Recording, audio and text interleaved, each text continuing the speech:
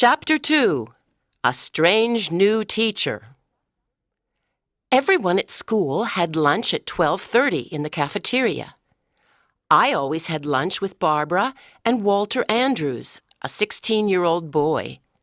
He was tall and had dark brown hair and dark eyes, and I liked him. He was a quiet boy and didn't have many friends. His favorite subjects were math and science, and he liked computers a lot.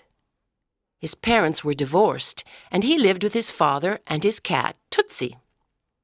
He was often lonely because he never saw his mother and his father was always at work. He loved Tootsie and spent a lot of time with her. "What do you think of our new teachers?" I asked Barbara and Walter. Well, I think Mr. Kent is really cute. He's friendly, too, said Barbara. But did you see the way he looked at the airplane? The sun didn't hurt his eyes, said Walter. "Did you hear Mr. Wilkinson's voice?" I asked.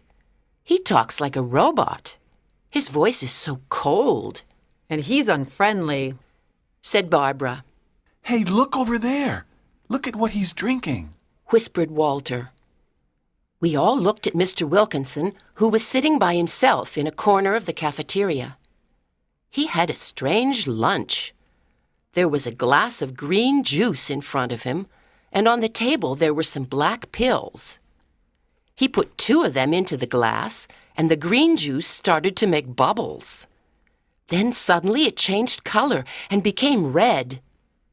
Mr. Wilkinson took the glass and slowly drank the mysterious red juice. We looked at each other nervously, but then started laughing. "How can he drink that?" I said. Perhaps it's a new diet, said Barbara. And that's why he's so thin. "I don't think so," Walter said. "There's something strange about our English teacher," I said. The next morning, during the English lesson, Mr. Wilkins started asking us some personal questions. "Andrews, Walter Andrews," said Mr. Wilkinson. "tell me something about yourself." Walter was surprised because teachers didn't usually ask personal questions. "Well, I like computers, and my hobby is astronomy," he said.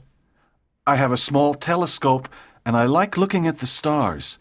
I have a pet called Tootsie. She's a black and white cat." "Good. You have an interesting hobby.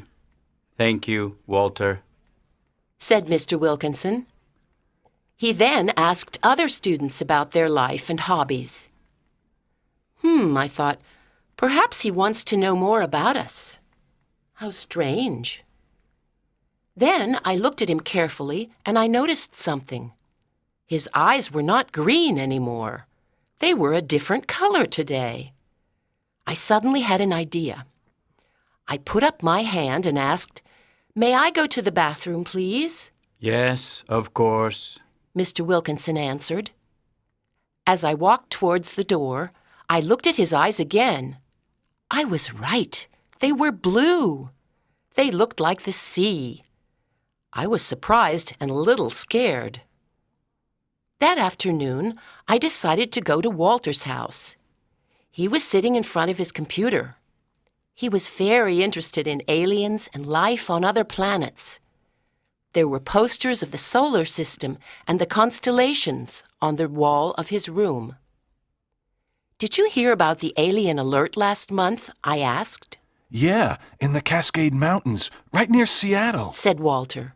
"The news was exciting, but the police and the newspapers never tell us the truth. I'm sure there are UFOs and aliens in the universe." "What are you looking at now?" I asked. "I'm on the internet, on the International Space Club site," he said excitedly. "Listen to this, Karen. Something very important is happening.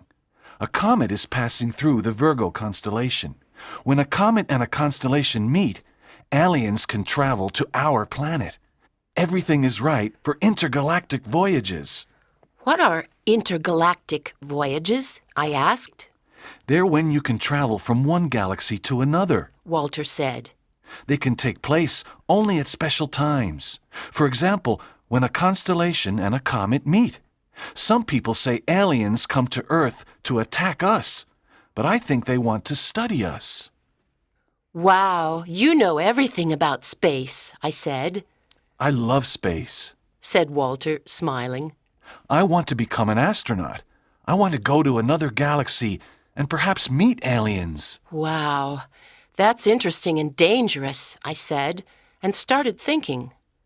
Suddenly, I had an idea. Perhaps Mr. Wilkinson is an alien, I said slowly. What? He cried, looking at me. Oh, Karen, you read too many science fiction books. He's not an alien. Well, his voice doesn't sound human. His eyes change color, and he has a very strange lunch, I said. What do you mean his eyes change color? He asked, surprised. Didn't you notice? I said. Yesterday they were green, and today they were blue. Are you sure? He asked. Of course I'm sure, I said excitedly. Listen, Walter, there was a UFO sighting last month, and Mr. Wilkinson is a new teacher at Washington High. No one knows where he comes from. Perhaps he arrived on that UFO.